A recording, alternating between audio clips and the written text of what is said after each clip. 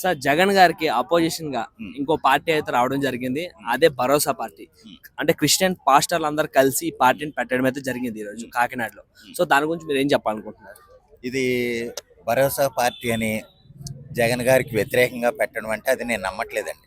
ఎలా నమ్మట్లేదంటే వాళ్ళిద్దరూ తోడు దొంగలుగా ఉండటానికే ఆ పార్టీ పెట్టారేమో అనుకుంటున్నాను. జగన్ గారు ఎలాగో క్రిస్టియన్ మనకందరికీ తెలిసిందే. వీళ్ళు కూడా క్రిస్టియన్స్ అందరూ కలిసి ఒక పార్టీ పెట్టారంటే కనుక అల్టిమేట్గా వాళ్ళ జగన్ గారికి సపోర్ట్ చేయడం కోసమే.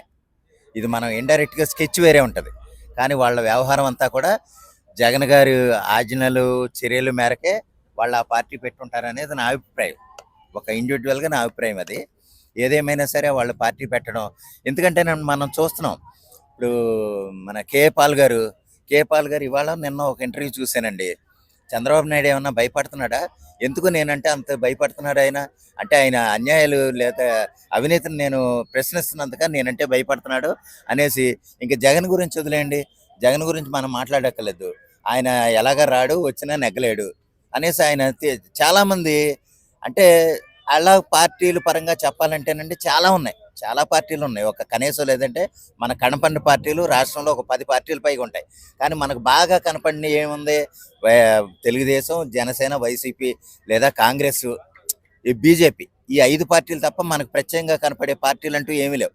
ఇంక ఉన్నా కానీ గాలి కలిసిపోయే లేదా వేరే వాళ్ళకి సపోర్ట్ చేసే విధంగా ఉన్నాయే తప్ప ఒక జగన్ గారికి ఆపోజిట్గా భరోసా పార్టీ పెట్టారంటే కనుక జగన్ గారు వాళ్ళు మరొక తోడు దొంగల కింద ఉంటారు తప్ప అంతకంటే ఏం కాదు. నా అభిప్రాయం ఇది, వేరే అనుకోవసం లేదు. అంటే ఇప్పుడు ఉమ్, క్రిస్టియన్స్ ప్రజలు కూడా అంటే ఉమ్. ఓట్లు ఎవరికి అని చెప్పి కొంచెం అంటే అంటే ఎవరికి వేయాలో అర్థం కాక ఎవరికి ఓట్లు వేస్తారో తెలియకుండా అయ్యే ఛాన్స్ ఎక్కువ ఉన్నాయి కదా. అది ఎలాగంటేనండి, క్రిస్టియన్స్ ఎక్కువగా జగన్ గారికే ఓటేస్తారు. జగన్ గారికి ఎందుకు ఓటేస్తారంటే మన దేశంలోనూ లేదా మన రాష్ట్రంలో మతాలకు ఉన్నంత పిచ్చి ఇంకెక్కడా లేదు. ఆ విధంగా ఏంటంటే మన మతస్థుడిగా నేను, ఎందుకంటే మన రాజమండ్రిలో ఉన్నప్పుడు కూడా చాలామందిని నేను అడిగేవాడిని, అమ్మ మీరు ఎవరికి వేస్తున్నారంటే జగన్ గారికి. జగన్ గారు వచ్చేలాగా లేరు కదా అని అంటే, అయ్యి బాబాయ్ ఆయన రాకపోతే ఎలాగండి అని అనేవాళ్ళు క్రిస్టియన్స్ ఎక్కువ.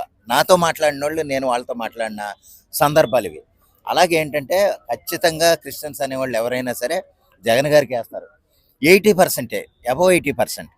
అది ఎందుకంటేనండి, ఈ ఈ మాట ఎందుకంటున్నానంటే చర్చిల్లో కూడా నేను జగన్ గారి గురించి ప్రార్థన చేయటం లేదా జగన్ గారే రావాలని ప్రార్థనలు చేయించడం, పాస్టర్ గారు చేయించడం నేను చూశాను. అది ఆ చూసి ఏంటంటే అసలు చర్చిలకి లేదా జగన్ గారికి ఇందులో సంబంధం ఏంటి?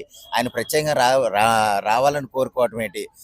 లేకపోతే ఈసారి కనుక మన జగన్ బాబు రాకపోతే మనల్ని ఉండనెవరో బతకనెవరో అన్న ఉద్దేశంతో, అంటే ఎంత వైషమ్యాలు రెచ్చగొట్టే విధంగా వాళ్ళు ప్రచారాలు చేసేవారో నేను స్వయంగా చూశానండి.